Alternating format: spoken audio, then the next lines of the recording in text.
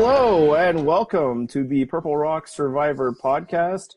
I am your host, Andy, and with me this week is my special guest, Matt. Matt, if this podcast posts tomorrow because the world is still around, how are you doing? I am great. Yeah, I'm good. Better episode of Survivor this week. I know, that was certainly an episode of Survivor. I don't think anyone could deny that it was Survivor this week. What was your general feeling of the episode? Do you think it was an improvement from last week? About it the same? Is it, No, I thought bad things to come? I thought it was an improvement over last week. I think last week there wasn't enough time for some character development. A lot of people got short shrift. We were wrapped up in a couple stories that didn't really take off. Whereas this week, I felt like this week actually kind of introduced us to the tribes. I think I have a sense of who everyone is except for three people. Yeah, those are birds you just forgot existed. Yeah, I also agree that this was an improvement from last week. And I don't even think that's necessarily a sign that last week was a bad episode. I think it's just I think it was a sign that 60 minutes just isn't enough for an introduction episode for Survivor.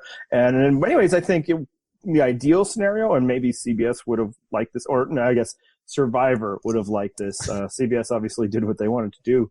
Would have been to air both of these in one night. And I think of that, I think that would have made it feel better, because in the end, we have gotten 2 straight episodes that was basically just tribes going, let's just get rid of the person we perceive as useless. Right. I mean, and I think there are also people that you would guess would be useless just from a cursory look at that, not, by stereotyping in the way that Survivor stereotypes, which is how I assume you have both your predictions right so far. Yep. I'm never doing any kind of homework before season again. It's just total stereotypes and just the basest lowest opinion, and I can't go wrong. Eventually, things that happen in the season on the island will probably start impacting the vote, and then I'll start getting it wrong. But yeah, I think people just kind of, when they were lining up and looking at their tribe, was like, okay, we'll vote her out first. And let's be real, they say her. And that's what's happened. And so from that perspective, we've gotten 2 episodes that, are like, well, shrug. And I think some people, even in comments, were like, well, how does this compare to other non-memorable seasons? And the point I made there and the point I'll make here is that if they're not memorable, I can't really talk about them. Right, exactly. Like, I don't know how, Guatemala began after the really long hike, because Guatemala is not super memorable, except for like a few points late in the season, or some other seasons like that where they get off to a slow start. Like, I don't even know which ones always get off to a slow start because I don't remember their slow starts. Yeah, and the start is the least interesting part of Survivor for me. Obviously, There are some seasons that stand out for having good starts. Right. But, I'm fine to ease my way into a season, and frankly, I prefer it if they don't really get us terribly invested in the opening boots, and we just kind of shuffle off some of the chaff to begin with. Obviously, that's unfair. We don't always know if they're going to be chaff because they don't have a chance, but I don't care about fair. I care about my needs as a viewer. Right. You see, all I want from a pre-merge is I want to see the interesting people stick around. I want to see the people who make for good TV stick around, and everything else about the pre-merge, I don't care, because the post-merge is where the show gets good. Yeah. As long as, the people in the pre-merge are not doing things that are so stupid that it annoys me, or, hopefully there's something that happens, to kind of keep the narrative momentum. But truly, this is for setting things up long term. And I guess one fear I have is I'm still not sure that there's things to look forward to. I'm not going to say there isn't. I think there's been enough promise shown. There hasn't yet been something to hook me into this season because, again, as I stated last week, and I'll restate one more time this season, I did no prep for this season. And I believe you're in the same boat, right? The extent of my prep was I read John's preview, of which he did no prep. So I basically read the preview of someone who did no prep and looked at the pictures he posted with that preview, thereby knowing which tribes people are on, and that's it. I will say the only thing I have heard from like the bios or something like that is that two of the players on the tribe that went to tribal council today knew each other, and that actually probably played a role in who went home. Yeah. And I suppose I know one other thing going into the season is that there's a person called Rourke. No, that's not. No, there's no one on the show called that. And I believe she wrong. has some kind of connection to a different Survivor podcast. That's all I've heard, because I'm still like somebody on like the Survivor internet. But again, I mostly just go on the Survivor internet to see what people are saying about me, which usually isn't much, Right. not that important. So that's what we did. And I want to actually be clear, we kind of all reached this fairly independently of not doing. As soon as I said something, I think you guys were like, oh, thank God, let's do that. So that's where we were this off season. So yeah. I just want to say that, because that might also explain why we might not be as enthusiastic tonight. But keep watching. It's just because, we don't have any investment yet. I don't believe the show has done the work yet to really have investment in people, unless they're for shallow reasons. And I should make it clear, I fully support those shallow reasons. This is a podcast where you're allowed to fully express those shallow reasons, as long as you don't get gross. Right. So if you have reasons for those, it's like, hey, that's the kind of person I like, or that's the kind of person I like.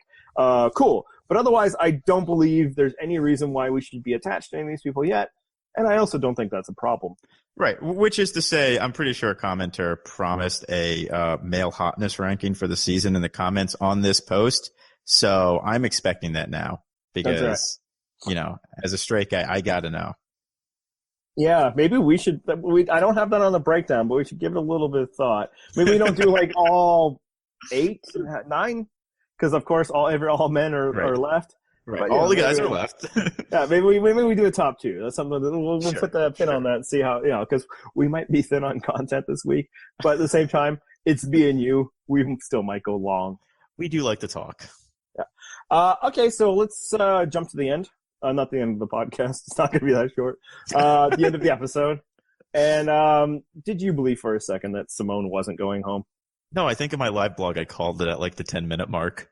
I called it like super early. And then when they tried to fake us out, I'm like, no, it's still Simone. This is the moment that actually definitely clinched it for me was during the challenge. Simone was one of the 2 people doing the puzzle. But during the challenge, you could hear someone on her tribe before the challenge was over saying she's just standing around not doing anything, like she's just watching. And I don't know who on her tribe said that, but the fact that they like made that so audible made it really clear to me she was going to go home. They were going to lose the challenge, and she was going to go home. Yeah, I actually think what they were saying is just stand there, Simone, and don't do anything, which was kind of like an implication that that's what she's doing anyway, or that is more helpful than anything she had been doing. And some people were like, well, how could it have all been her fault? It's like, well, they kind of felt like it was, and they were there. Now, some of that could also just be because they'd already been biased towards her, and they liked Allie, so they're not going to blame her. But, and she's just watching that challenge. It's like they kept stumbling on the same thing, Yeah. It was always just that top rung, at least as far as they had to, show this. They kept ramming it. It's like, you should have at least figured out a smaller one to put there. Now, maybe doing so would make like this next one too long or something, but it seemed like they just kept like grabbing another big one and replacing it. And it's just like at some point, shouldn't somebody go, okay, we're over by this much. Let me find one that's this much shorter. But no, it never seemed to happen. So yeah, One of their problems might have been that the person that was backseat driving the challenge was Patrick. He was probably the one that said it about that thing about Simone too. And probably. Meeting of the minds. I'll say I never believed it wasn't her either. I thought the show did an admirable job trying to sell us on why it could be Patrick. The thing they failed to do, because they couldn't do, is ever sell us why it wouldn't be Simone. It's like, those are reasonable points as to why a tribe might want to vote out somebody like Patrick, as long as that tribe did not already have Simone on it. And it was so obvious that like they even give her they not give her, but everybody talking about how it's going to be her going into commercial break. The point where like, wait, how is it not her? Because usually that's the case, right? Right. They give us that, and then it's not that person. So I'm like, did she find an idol or something? Like, I just don't understand. And then when they brought us through, what about Patrick? I'm like, nice try, but no. Right. Because is there any logical reason to vote Patrick instead of her? Not at this point, especially because it seems like Patrick actually is the one who's also like providing, and he's one of the probably hardest workers at camp. I think they intimated that Lauren works really hard at camp, which doesn't surprise me. But we don't really talk about this stuff a lot. But in the early part of the game, when you're not really eating a lot, when you're getting used to the elements, it's nice to have around. And you're not just going to throw that away on the first vote unless you're a whole tribe of people who came in there being fans of the show and ready to play the game. Yeah, or maybe a returning season, so the rest of you feel like we can probably do that ourselves. Or if that provider figure is just so otherwise detrimental, which wasn't the case. They were like, listing the reasons, like, maybe he's kind of untrustworthy, which I want to get into just a bit, but and then they're like, but he's really good around camp, and he's really good in the challenges, and it's like, and we don't really know where Simone's at. It's like, so. I think you've already kind of decided. At this point, this conversation just feels like something the producers asked you to do. Right. Like, there wasn't a single positive listed about Simone other than Allie saying, like, maybe I have her under my wing. But it's like, there's no real reason to suspect you don't have Patrick. And we might as well just say it because, everybody else has talked about it. Allie and Patrick are the people who have some level of prior relationship. I think they went to college together. Yeah, and then maybe kind of like passing acquaintances. Like I don't think she just like, I recognize that, loud dude with the red hair. Like, they might have shared a conversation beforehand. Right. Which isn't a lot. Oh, wait, except that, calling it now? That's what I'm calling it. It doesn't sound like a lot, except that like other Survivor like alliances are sometimes just built on that person gave me the right look on the plane ride over. So even a small prior relationship like that is enough to be like, yeah, I'm going to choose this guy who, again, as we've noted, is useful in challenges, useful at camp, even when he's not scared of crabs, over this girl who, is not integrated at all, doesn't seem to be doing anything, sucked at the challenge. So this was an easy vote. Yes, and I think the show, again, they did a lot to try and convince us that there was some kind of decision, but even there. They really stuck that at the end of the episode. Like, it took us a long time before we got to the challenge.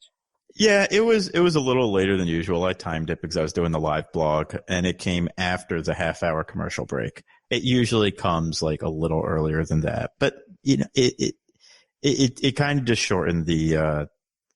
I think there just wasn't a lot in like tribal and scramble.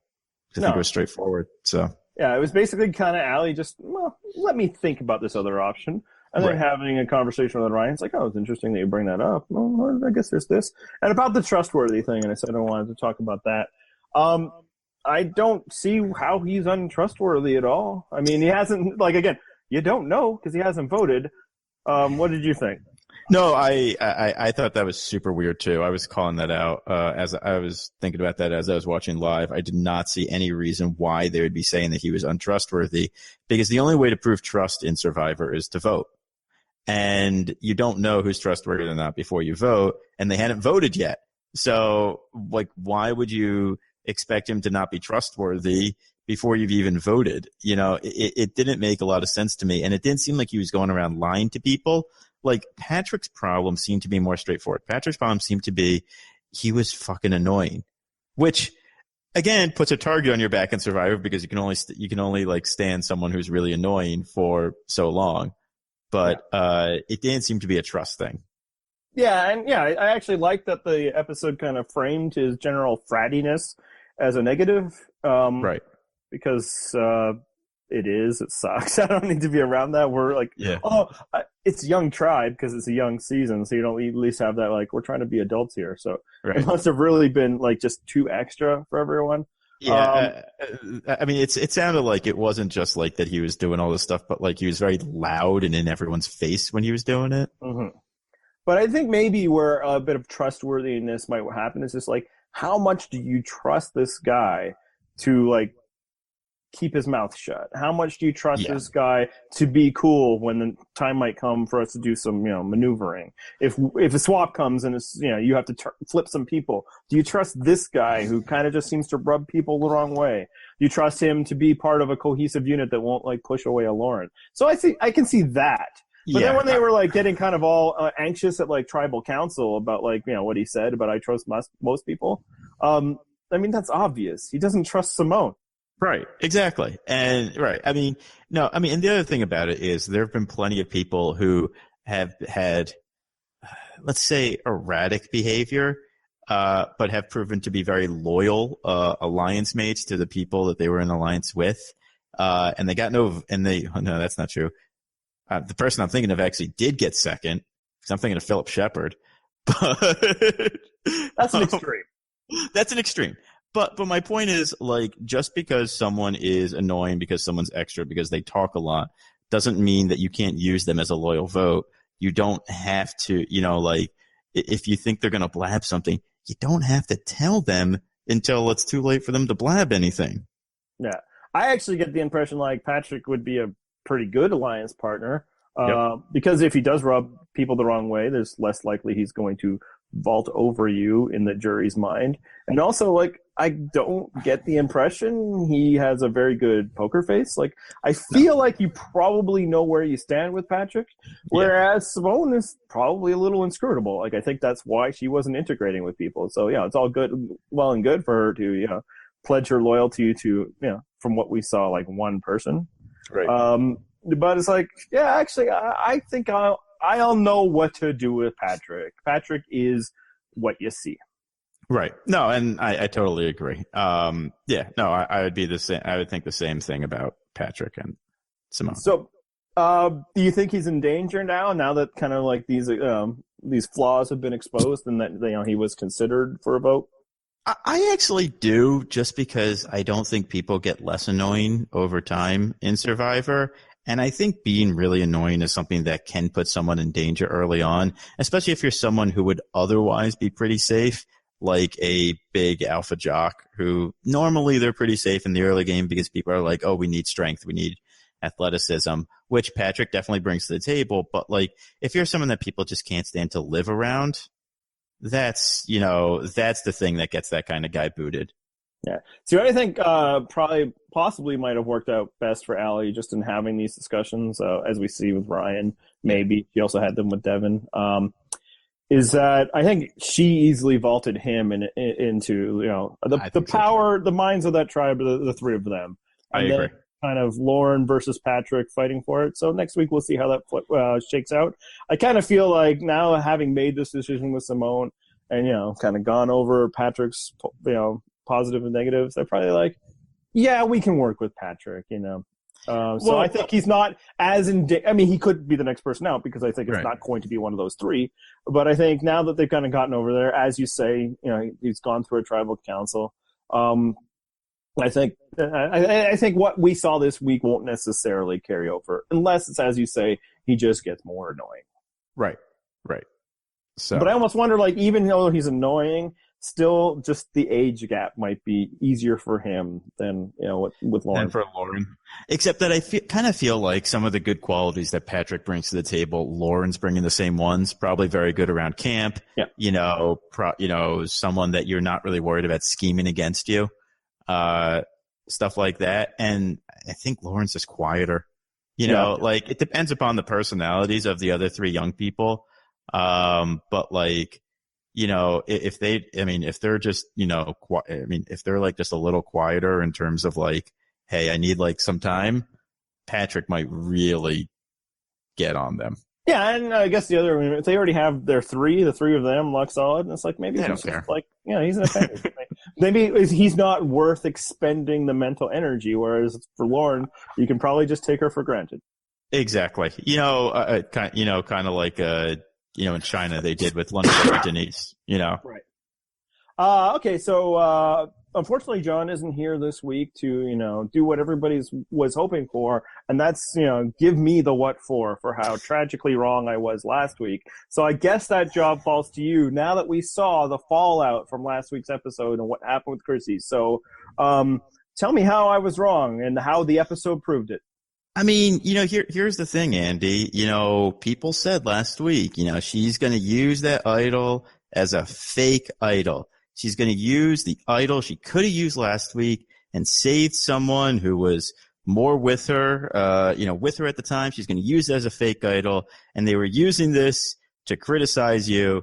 And here we saw she's using it as a fake idol. The problem is, I don't think that's actually a very good plan. And this is the big reason why she doesn't know who gave her the idol. But the person who gave her the idol knows the rules of the idol. Yeah, in fact, not just that person, but Devin as well. And who knows if they proceed to share that information with other people. Because all it is now is information. It doesn't have any other value. Because again, it's a fake idol. Everybody's very excited about this fake idol. And, kudos to the people who figured that out. Because I immediately shut that idea down. Right. Until it started getting out that no, I actually kind of heard the rules of this. I'm like, oh, okay. Because in Tolkien they had this one-time use only idol, and it never popped up again. Now that was forever ago, but I was just precedent suggests that when idols expire, they disappear. But yeah, and so people, so again, congratulations to people who figured that out. Although I suspect that was probably 3 people, and then they posted it on Reddit, and then they posted it on Twitter, and then there were people read it there. But no, I mean, okay. What they did is they came up with fun, exciting ideas. She's going to use it and hide it in JP's bag. It'll cause all this attention. And it sounds like what she's planning on doing is, if I ever happen to be in trouble, I'll have this fake idol. And generally, when you're in trouble, fake idols don't matter anymore. Yep. Because there's only one way a fake idol can save you when you're in trouble, and that's to basically do what Malcolm did with his real idol. You have to show that thing off. You have to wear that thing at tribal. You have to say, I am not going home tonight. Which, again, if she was in trouble, at the next vote, she could do that. And that would probably save her, because no one would dare vote for her if she's wearing an idol around her neck saying, I'm not going home tonight. I have an idol and I'm going to play it. They probably won't, they won't vote for her. They don't really have the votes to split, because then it becomes a matter of, well, who are you splitting to anyway, with 5, whereas they could have with 6. The problem is, one, I don't think she has the type of personality to do that. Nope. I don't think that is how she's planning to use it. The other way to use a fake idol is to show it to someone to win their loyalty. Say, hey, I got this idol. It'll be for us, but, you got to be rock solid with me. And you can use that to then build an alliance. But she built an alliance without the idol anyway. So I'm not sure. I mean, look, I'm just going to say this. I think the show wants us to invest in Chrissy. I think she's going to go pretty far in the game. I don't think it's because of anything, any good or bad quality having to do with the decision she made on the first night. And this is what I'm going to say to that. I think the decision she made on the first night, you can make a wrong decision and it can turn out well for you. Or you can make a good decision and it can turn out badly for you. The results have no impact on the decision you make. And for me, I like to trust the process. Yes, you very much like to trust the process. Hashtag trust the process. I mean, look, here's where I'll say that, for people that are, obviously wanting to hear me say that I'm wrong, but knowing they never will. Well, actually, 2 things. The first thing is did they go to tribal council? What are you guys talking about? Nothing in that episode could have logically, shown me to be wrong. And in fact, I had the nice position of I could only be proven right. I can't be proven wrong. If she got voted out this episode, then I was right. If she doesn't, okay. I mean, if she survived tribal council, maybe then you could there. But we don't actually know. All we know at this point, as we've exited, and even this is no, but I have a good sense about, is that she seems to have an alliance with the cowboy dude. Ben? Hey, remember his name. I like him. Yeah, I thought it was Ben, and then I go, okay. Is it Ben? That's good. That's a good thing. Because I also think he's probably the person that is least likely to go home. Yeah. From that tribe. Yeah. But That's one person. That's still just two, which is last week you guys all told me that two isn't enough. Two is meaningless. If she saves Katrina, all she has is two. All she has now is two. In fact, she shut down the entire possibility of the third. She's like, oh, I don't think I want to team up with this person. Oh, and I don't like that person. So, like, when she was doing her actuary tables and all of that, she somehow came up with the idea that two is more than three. And everybody's like, oh, well, the plan is to throw in this person, which is hilarious because, like, two people, one person said, oh, obviously the plan is to bring in Ashley. And then another person's like, oh, obviously the plan is to bring in Alan. Well, then it's not freaking obvious, people. I mean, I think what does seem obvious is that Ashley and Alan will not vote together. So that if she is with Ben, she will not be going home the next time because they will be targeting each other. But again, that probably would be true even if she played the idol and saved Katrina, which again, would then put her in an actual power position rather than assuming that those two will turn on each other, which is what we're doing right now. We're assuming. I mean, and I think it's a decent assumption based on the evidence we're given.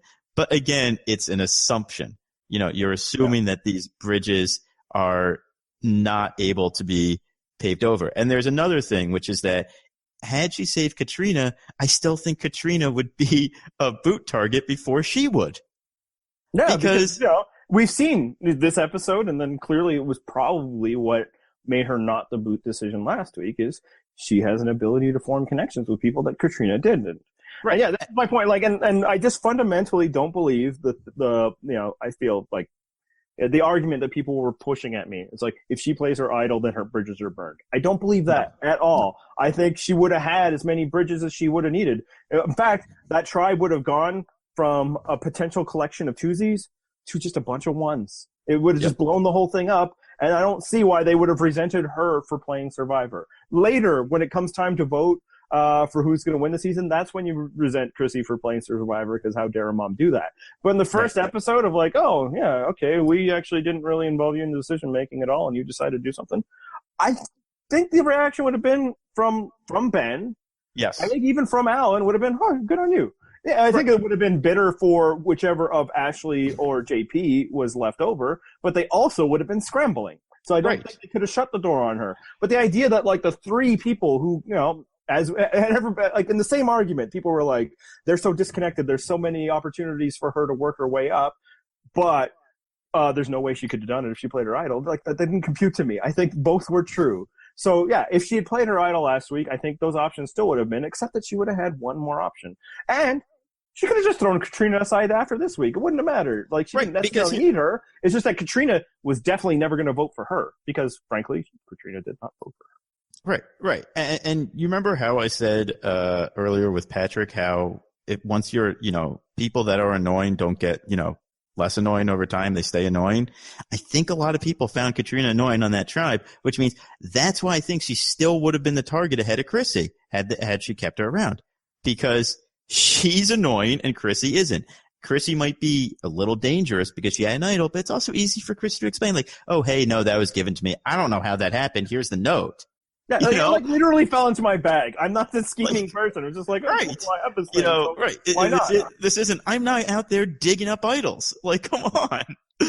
And what happened this episode when Alan gets back from Tribal Council? He brags as though he has succeeded in some way of creating the division. Would he really come back from Tribal Council after like that and been like, oh, I'm so angry that Chrissy did that? No, he would have been like, this was me. I did that. All that was me.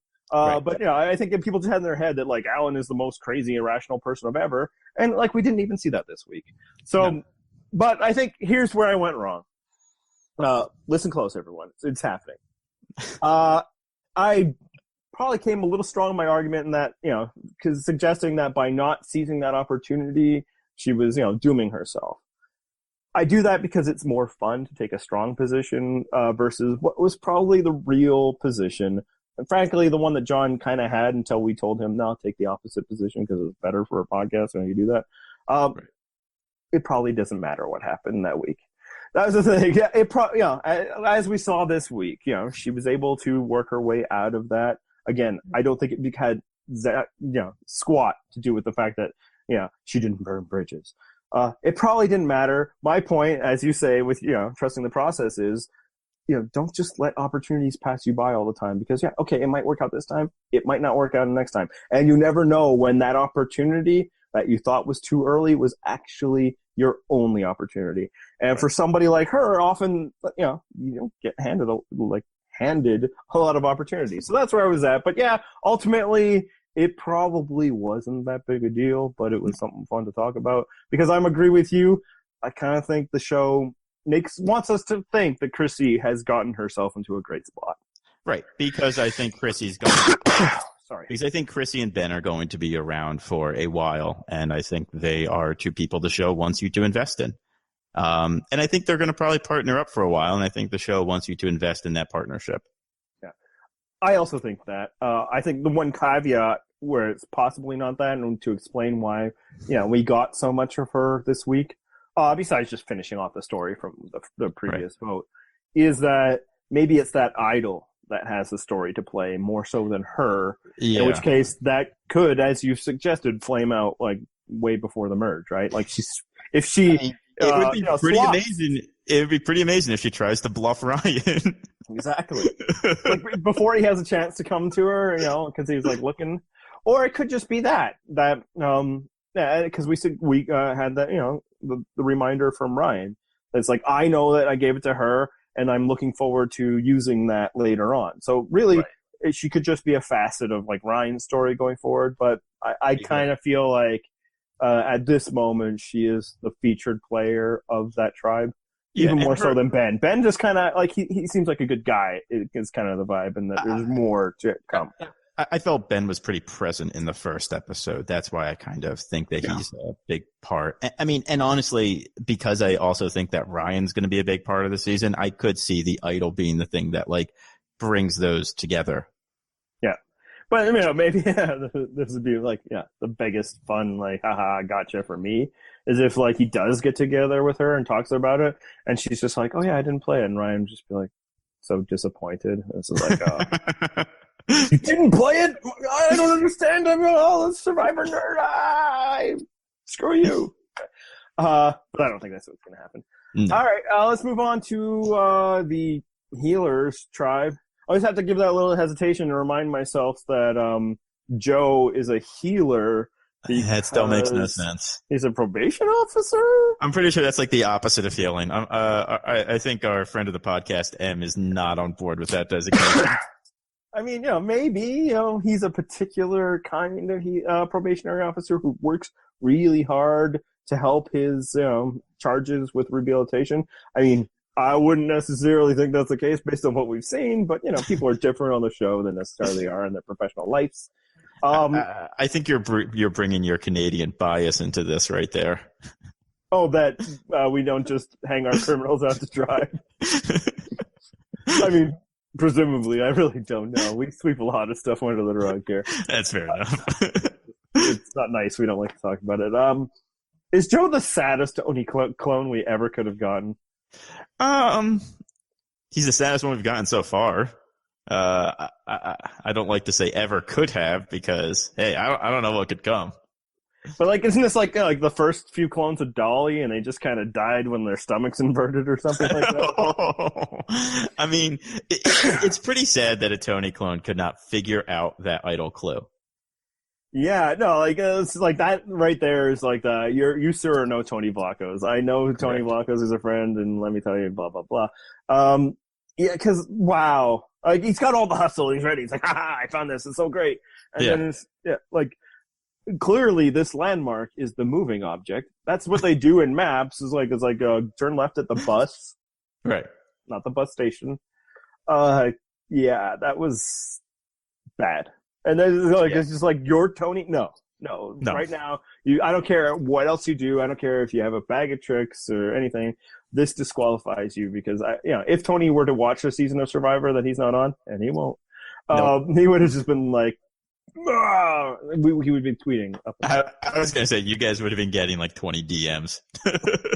Definitely. We have anything else to say about Joe? Like, I don't. Has your opinion changed? Or what is your opinion of Joe? I mean, I actually, I will say the one thing that Joe so far has in common with Tony to a much lesser degree, much lesser degree, is that I do find him a little fun to watch. That's it. Again, not nearly as much as Tony, and I imagine that his shtick will wear off way sooner than Tony's will. But he's got energy. Yeah, he's bringing some energy this season. I think maybe one of the reasons why I haven't been as excited about the season is he's not good enough to be the energy guy. But we even see early on where he's still kind of trying to work the angles. He's like, yeah, Mike isn't so bad, but I'm still going to try to do this thing. I thought his little bit about how he and Mike were the ugly ones in this tribe. That was kind of funny. Except that he turned it from "we are the ugly ones" to "God damn, you're ugly, Mike." Mike is so ugly. Just everything he said was just ragging on Mike, and Mike was just like taking it. Like, I feel like Mike was a kid who got bullied a lot, and he was kind of going through some stuff right there at that moment. Yeah. And if we want to talk about successful his plots and schemes, and he's working angles, every angle he's working with Mike is now useless. Now like everybody knows that Mike doesn't have the idol, right? Right. Because everyone's going to know that, oh my God, I almost called him Tony. Everyone knows that Joe does. That was pathetic that he not only couldn't think of what the clue was, but also figured that Cole had it because he was on a raft. So I don't know how that makes sense. That made, of all the stupid things like that may have made the least sense. We also had the bad job by Cole when he sees the clue, just immediately telling not Tony what was going on. Yeah. I honestly, I'm not holding that one against Cole too much because I think that was just kind of, you're trying to figure this out. You're excited. You let it slip. And then you probably later think, oh, damn it, I could have kept that to myself. Yeah, I even get the sense in his confessional he's talking about it, he was a little reticent that he'd said that out loud. I agree. Yeah. I don't think it's necessarily a sign that he's a poor player. I think it was an in-the-moment slip-up. I think if he had thought in the moment to keep, snowing Joe over, that would be impressive. That would be a sign of a superior player. But I think the slip-up isn't necessarily the sign of an inferior player. It's just kind of like, it's like, when Todd looking for the idol in front of Frosty and he finds it. And he's like, no, Frosty, and they had to come clean. That isn't necessarily because Todd screwed up. It's just kind of like in the moment you only have so many options and something happens. Yeah. So I think it kind of happened with Cole as well. And it was probably unfortunate. And honestly, it's the type of thing that could get Cole thinking about this type of stuff more. And it could, it could have a really beneficial effect on his game because he could suddenly be thinking like, hey, it's like, I got to make sure I don't make that type of mistake again. And just, I think that's something that a lot of new players kind of need like a little kick in the butt moment of like, oh, like these are mistakes I can learn from. I think this is one for Cole that I think could benefit him. Yeah, and I also think in many scenarios, sharing that with a person could have a lot of benefit, right? Right. Obviously, the negative is, exactly. The negative is, you might not end up with the idol, but, bonding and all of that. Because I think so far, and this could lead us into the next part of the breakdown here, the most impressive move this season, very young season, so it's not a lot of competition, but was Ryan sharing that information with Devin. And I think we saw that in this episode, that it worked to a complete degree. Somebody like Ryan, who should, still, 6 days in, be struggling to, find a foothold. If we look at the comps that, everybody has, deemed him not worthy of, and like David or Cochran, both of them, their first season are floundering at this point. Yep. Whereas he is core 3, total decision maker, a hub for, what's going on in that. And I think it's 100% because of what he did with Devin. So I actually think that Ryan's social game has been pretty good. You have Allie coming to him. He and Devin are really close. Like, as you said, he's the hub on that. And, I think that despite, he might seem as awkward at times as like a Cochran or a David, but I don't think he is. I think he's a lot more talkative than those guys are. Yeah, and maybe it's because he was able to find that footing early, and then just, maybe that gave him a comfort level. Maybe it's because, and this is why we spoke, John and I spoke last week, where we kind of got a feeling that we didn't quite like the guy, is that maybe all that was a little phony, and he's fine. He's fine with people. He doesn't have the social anxiety that I think legitimately Cochran and David have. Yep. Right, and I didn't see him doing a lot of that woe is me stuff that he was doing last week, this week, which is probably why I actually kind of liked Ryan this week. Yeah, that's all that leads into this is that we're 2 episodes in. Who are you excited about? Who do you like? And for me right now, I gotta say Ryan, because I'm somebody who tends to like people who, perform well on the television show, and he is. Yep. No, I mean, I think he's going to be a big player this season. As I mentioned, I like Ben. Like, there's just something about his affect and just the way I think he's kind of going about stuff that I really like. Like he falls into an archetype of players that are usually not good, but he seems a little more aware than, say, a Cowboy Rick does, and he seems a little more interesting than a Cowboy Rick does. Yeah, well, and I do like his hat. So, the one thing I'll hold off on Ben, because he is getting a lot of praise, is like, oh, this guy seems like a real player and all that. It's like, I think he mostly has just kind of had the benefit of his privilege, though, right? Yes. It's like he hasn't had to do anything, right? Absolutely. I'm the buff white guy. Everybody's just he's like in no danger. Like, at least JP, who would normally have that, level of privilege and kind of still does, at least, got tarred with the whole power couple thing. So it's like, is Ben playing well, or is just like nobody would ever consider anything but wanting to team up with Ben, and he's kind of like, sure. Right. I mean, I think that's the thing. Ben has the privilege of everyone wants to team up with him because he's like the soft-spoken, buff white guy, which I think is like the most is the one that like everyone wants to team up with early. It's like, oh, this is the guy that's not going to make a lot of trouble at camp, and he's going to help in challenges, and I already have a bias towards white males. Proven trustworthy because support the troops. Got to support the troops. Right, exactly. So Ben has right, as you said, he has all of that like privilege going there. And I don't know if what I'm responding to is my own subconscious, reaction to that. Maybe I have that same reaction as everyone on the island does, but I feel like that at the least he is not pissing that away. Yeah, so. That's absolutely true. Yeah, you can have all of that and still screw it up, in which case, we have to look into affirmative action laws and all of that, because somehow being white just isn't doing enough for me. Right. But yeah, and I think maybe also what an advantage he has versus, say, like a Cole or a Devin, and that why people can respond to him, is he also has the generic white dude next to him, so that he looks so much better and more interesting than JP, who I think JP looks like he could have been the lead of Avatar, and then we just all forgot about it 15 years later, like the guy who actually was the lead of Avatar. Sam Worthington? Is that him? If you say so. No, there was another guy at the same time who was just as generic, and I can't remember his name, but I do remember Sam Worthington, and he's one of them. Yeah. Okay. I am also getting more excited about Allie. Now, obviously, I was going to mention her too. And not just because, with our little prep, would have been like looking at photos, and that would have done, some in its own. But also, I think she looks good as a player, and yeah. No, I agree. Allie seems very involved. She seems like she's, she seems like she's really thinking about the game. She's thinking about what she can do. And it's interesting, her and Ryan teaming up, because I actually kind of think that they're very similar so far in the way they've been thinking about the game. And I'm not sure that can work together. Or it could be an Amanda Todd thing. Right, yeah. It could be an Amanda Todd thing, which would be really interesting, because we haven't seen that in a while. Or I think it could lead to Ryan targeting her early. And I think Ryan would come out on top. What I like about her is we just kind of saw her as somebody who, logically works through her progressions and kind of takes information, weighs her options. I like that she approached first the boot this week. Simone. Yeah, Simone. We swear we do actually watch the show, everyone. It's just come on.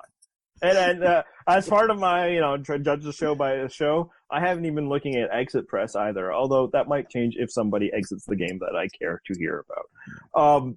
I think just like that, just that principle of that, and maybe this is why we show it. If she's like the winner of the season, and I'm Yep. not going to get into that. This would be one of those early clues, and that's why a scene like this would go in, besides just trying to, sell Yep. the idea that it wasn't Simone, that she isn't writing anybody off. Everybody on that island is a potential advantage for her, whereas everybody else had clearly written off Simone.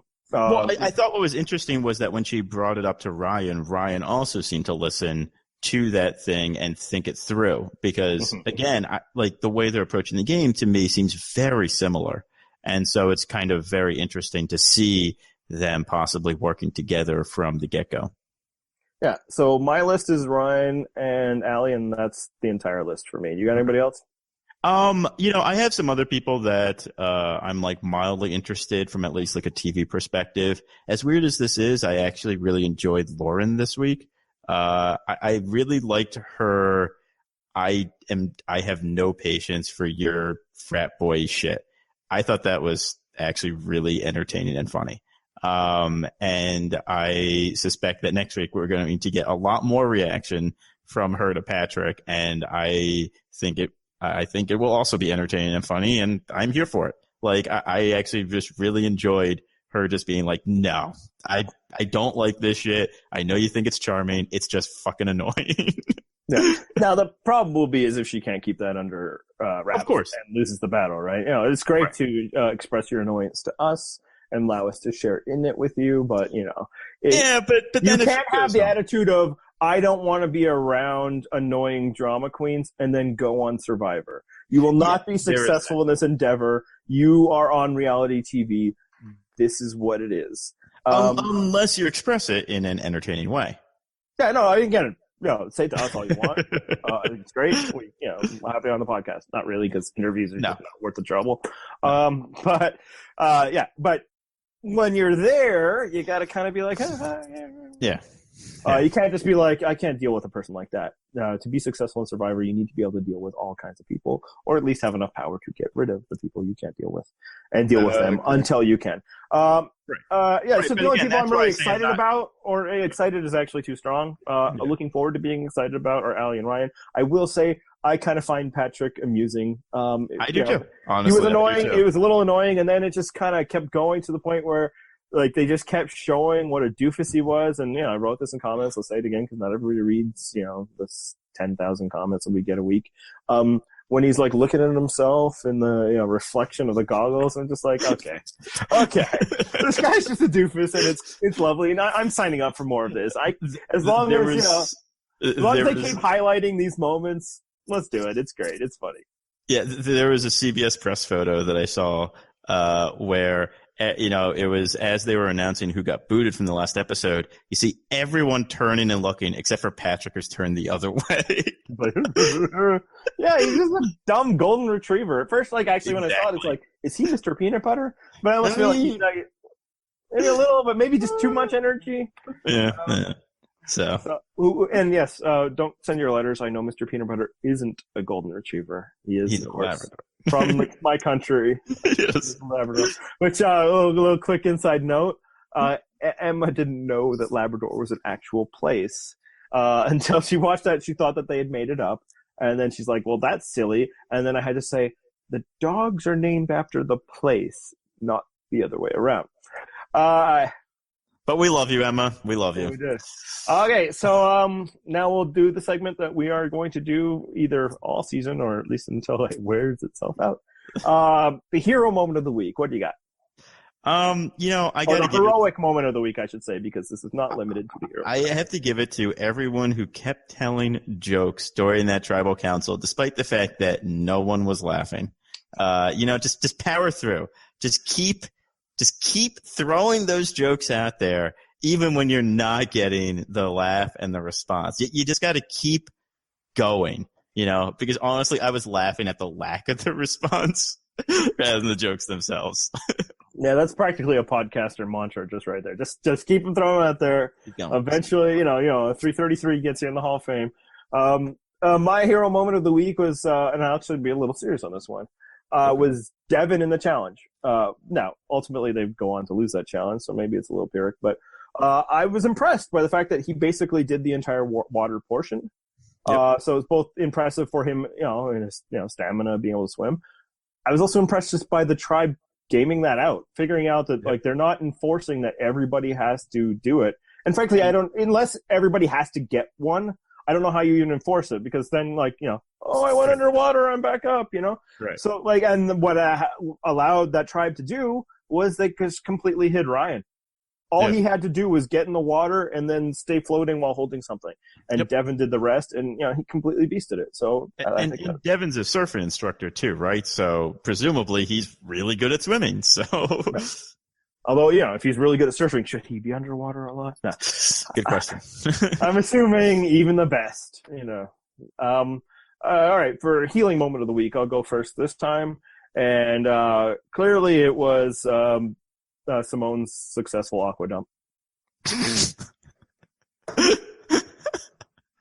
Okay, that's pretty good. So a note on that, I think now we can add it to our little handbooks. You don't even need Edgic for this. If it's early in the season and somebody's talking about their successful bowel movements, they gone. Yeah. Yep, because I guess the regular CBS audience doesn't want to hear about that.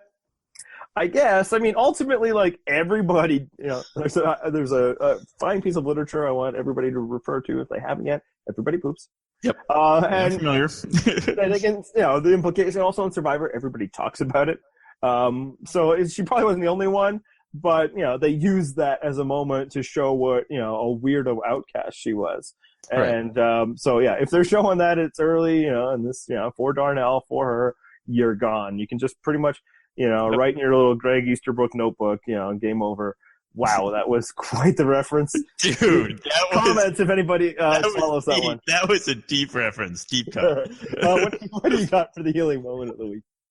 I'm going to go serious this time since you went with the joke, and I'm going to give it up to someone that we were dragging earlier, Chrissy. I think Chrissy making a healing the bond that she did not have before and making an alliance with Ben. Now it's not 3 people, but hey, it's more than she had after last night's tribal. Interestingly, that is my hustle moment of the week. Chrissy going out there after having a tough 3 days, after being just the possible other vote, as long as they like figure out a name of one of the old ladies, and going out there and we see her making one-on-one connections with every single person. That's strong hustle there. Bravo for her, legitimately. Okay. My hustle moment of the week is Joe for getting help to solve the puzzle. Because, sometimes, your hustle isn't going to do it on its own. You got to know who else's hustle is going to complete the thing for you.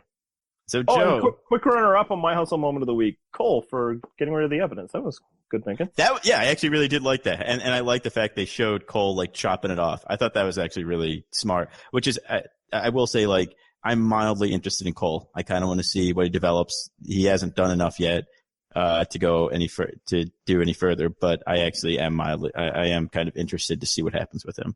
So would you say that you're interested in seeing how Cole shapes up? Yeah, I think we can say that.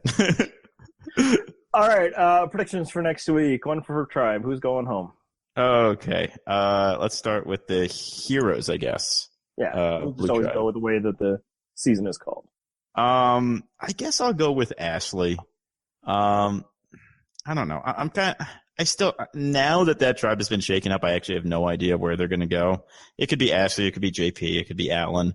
I'm pretty sure it's not Chrissy or Ben at this point, just because I think that Ashley and JP will be targeting Alan, and I think Alan will be targeting Ashley and JP.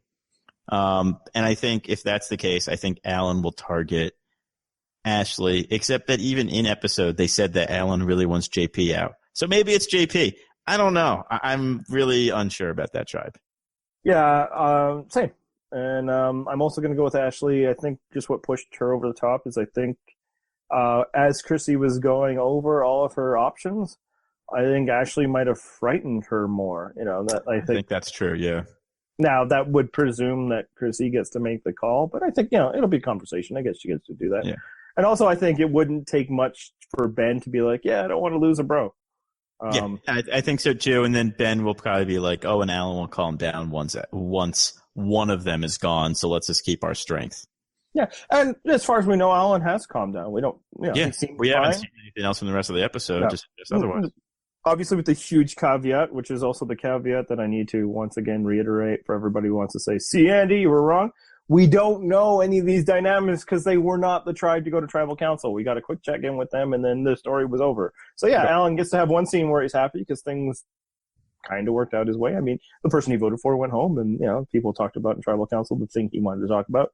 For all we know, the next time they lose a challenge, he could be insane again, and that could be a problem. But for now, it seemed fine. Okay, for the Healers tribe, it looks like we're having a showdown between Joe and Cole next week. And I'm a little worried for Cole because Joe has the idol. Cole. Joe has the idol, as we've discussed. And I think he feels like the kind of paranoid person that might be tough to blindside, and it looks like that might be something Cole's running in his head. I'm still going to go with Joe just because I've predicted him for 2 weeks in a row, and it'd be silly not to now. I also think it's Joe because I think that war is going to start on Joe's end, not Cole's. I think Joe is going to think, oh, I have to get rid of the witness. I think Cole is going to pick up because I think that Joe is going to be pretty obvious about it. And I think Joe is going to be overconfident and not assume that he could be targeted in return. I think he's going to go after Cole thinking that he snowed Cole and that he snowed everyone, and they're just going to all vote for Joe, and he's not going to play his idol, and he's going to go home with it in his pocket. Yeah, maybe here's another thing with Joe is that he will think they're going after Mike, more like Cole, and maybe Cole and exactly. Jessica. My sheet here, it says is her name, are going after Mike because that's the thing I've set up. But really, I'm going to do this with my girls, Rourke and Desi. God, we know no one on that goddamn tribe. Those are the three. Those are like the three most invisible people on the show, and they're all on the same tribe. Which probably means ultimately, they haven't gone to tribal council. That's why. And it probably means they're not going to tribal council, because we don't know anything about them. The researchers, I want you to tell me, this would be a first if they did. I think that first three episodes are three different tribes. I don't think that's ever happened before. I don't think so either. All right. The tribe we did spend time with this week, Hustlers. What do we think? On the Hustlers, I think it's actually going to be Patrick. I think I kind of laid out my reasoning before about why they might choose Lauren over him. I just kind of feel like now that they lost Simone, they might feel like, oh, well, we have the room to lose the muscle this time. I think they kind of feel like Lauren is going to go along with them. I'll say the dark horse is actually not Lauren for me, but actually Allie, because I could see a scenario where if Ryan floats Patrick's name and Allie pushes hard against it, then he could start looking at Allie as a threat, and then he could shake her out. So what I think might happen is that Lauren might push too hard. Might feel a little too comfortable that she has a voice in that tribe that I don't think she has, and that'll make people just think that she's a downer. Whereas Patrick, he's a doofus. Maybe he will actually grow on people a bit, especially when the anti-Patrick sentiments seem to be coming from a person that isn't there, and Lauren. Right. And she loses that battle and she goes home because I could totally so far my predictions 2-0 with no prep. It's just based on complete cynicism for the way that Survivor operates. And I'm going to keep going that way. Okay. Well, what about Joe? I mean, that's fucking that trend of it. Yeah. You went Cole, actually, didn't you? That's really fucking that trend. No. I stuck with Joe. I'm afraid that it might be Cole. And a lot of that fear is I don't really want to see Joe succeed. It's less about Cole succeeding than Joe. I think that's part of it, too, yeah. Okay. Real quick, who are your top two hottest guys? I think we all need to know. I think Cole. I think Cole's a real hottie. He's got abs, apparently, lots of them. And I don't know, maybe Patrick. I don't know. Yeah, no. People are saying obviously. The other young guys are like what? AP, Devin. Maybe people are into Ben. I could see people being into all of them. I mean, that's actually more than half of the guys on the cast. So yeah, Alan's also a good-looking dude too. I forgot about Alan. Yeah, good point. 6 out of 9. Yeah, No, and there was a strong current of, am I crazy or is Patrick attractive on our boards? Yeah, because usually, just male gingers are just hideous, Right. unless they're named Archie, apparently. Um, Shout out to my gingers if they're any. Uh, I'm gonna say I'm a Devin guy. Devin Oh, seems okay. to be my guy. I think he's That was got probably kind my of, third. yeah. I think he's got there's an eyes there, the dark eyebrows, the green eyes. You know what it is? Devin has a good smile.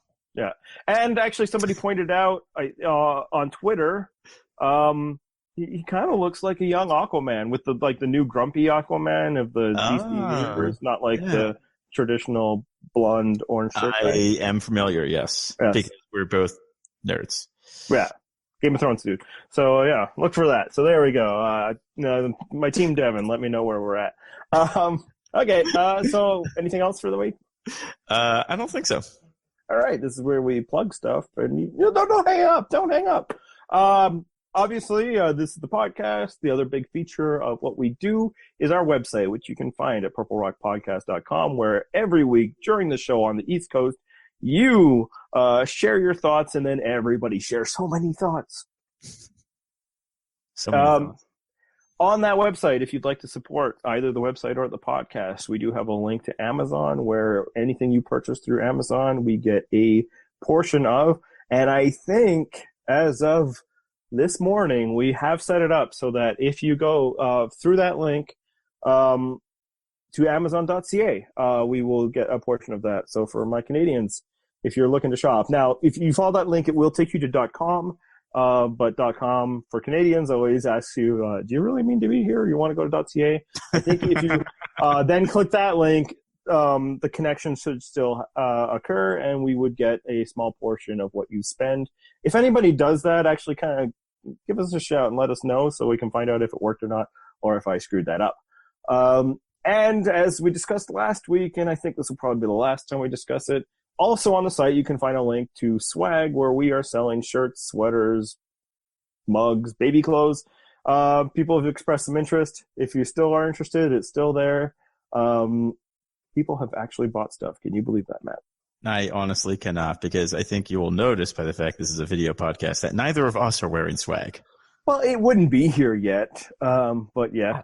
So yes, so if that's how you would like to support, the other way, of course, you can support is just follow us, leave comments, be a member of our community. You can follow us on Twitter. The show is Purple Rock Pod. I am Purple Rock Andy. You never tweet, but your handle is Purple Rock Matt. You can subscribe to the podcast on the various ways you do that. And I want to send a quick shout out to my Canadians. Happy Thanksgiving this weekend. That's right. We do it now.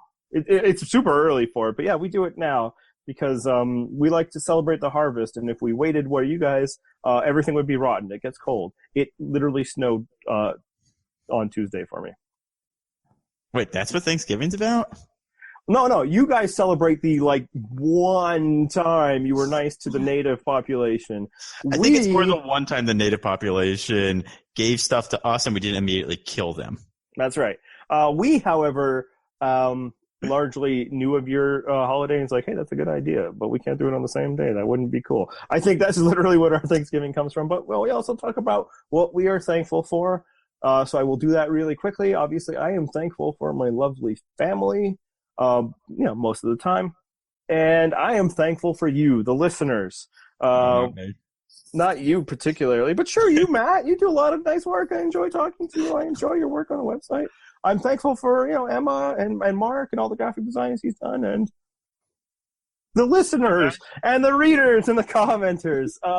Somehow, against all odds, two assholes like me and John have assembled the nicest Survivor commenters in the world, and it doesn't make sense, but you've made our little tiny corner of the internet a delightful place to spend time, so I say thank you for that. Yeah. I mean, it's not your holiday, but you could also say thank you. I know. I will also thank the people for that. I think that's a very nice sentiment, Andy. I'm just kind of a little dumbfounded that it's coming from you. Yeah, they bring it out of me, and then I go back to intentionally alienating them and pushing all their buttons. Because, look, it's what we do here, and apparently for some reason you like it. Don't blame me. I'm just trying to deliver. All right. Anything else? No, that's all I got. Okay, so this is the part where I will insert music for the people listening audio only.